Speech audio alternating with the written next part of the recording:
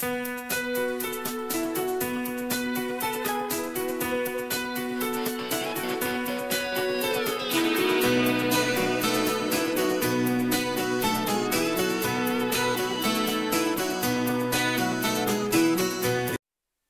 welcome to this week's Lake Fork Bass Fishing Report.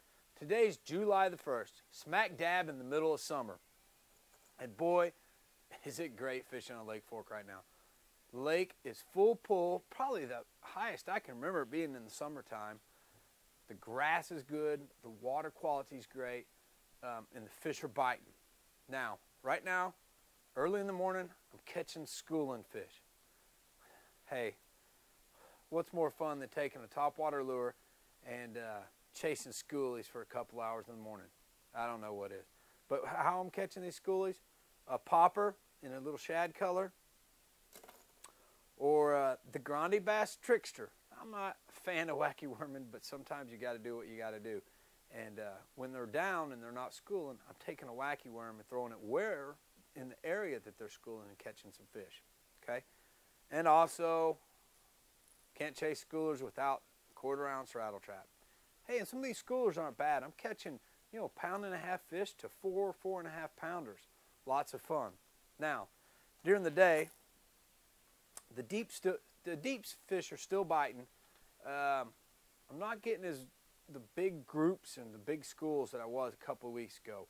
You know, it wasn't hard to put together a 50 fish day a couple of weeks ago. Right now, I'm working on 25 to 40 fish, and I'm happy if I'm getting 40.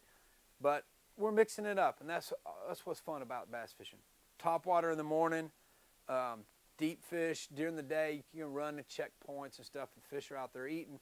I'm finding them more in the trees still with the jig, like the Black Angel jig, the brush jig, pulling over those trees, getting some good bites, getting some big fish doing this. We had a couple 8-pounders last week on jigs. And another lure for your deep fish is the Storm swim bait, the 4-inch.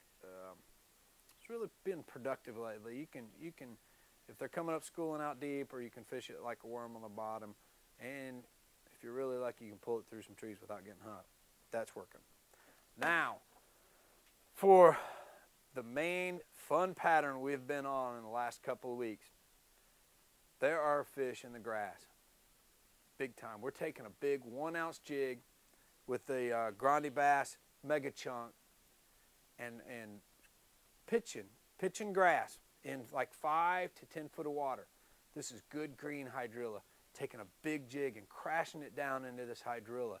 And what an exciting strike. I love it. It's a breath of fresh air. We've been fishing deep fish for a couple months.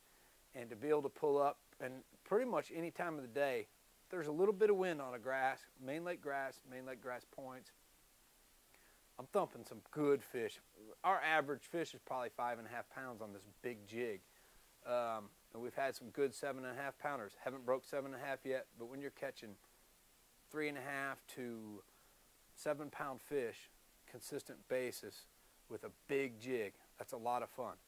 Big rod, 7/6 heavy action rod, or a extra heavy 7 with 20-pound fluoro or even braid.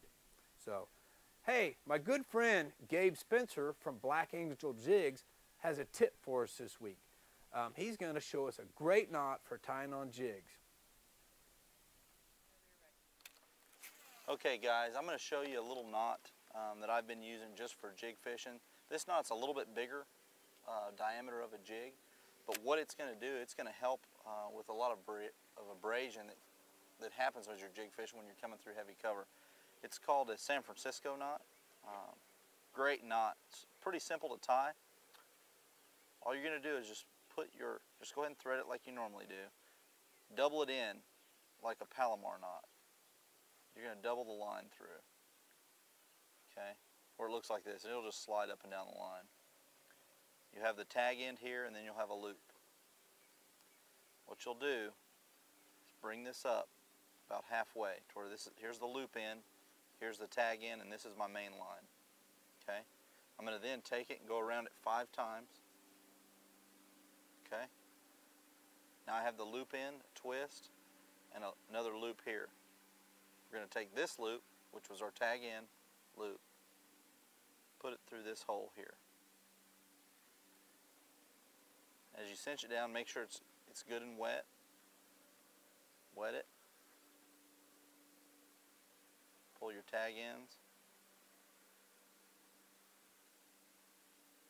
till you get the knot nice and tight. If you're using fluorocarbon, you want to make sure you cinch that down slow. The friction in the line as you cinch it down, if you were to cinch it down fast, causes it to weaken and it'll break right here. That when you know the knot's right, it's nice and tight down here. One of your tags is a loop, one of your tags is a normal tag end. Clip all three of those and you're ready to go. Thanks, Gabe, for that great tip. You can always check out Black Angel Jigs at blackangeljigs.com. They make a great line of jigs. And until next time, good fishing always. I'm Lance Vick.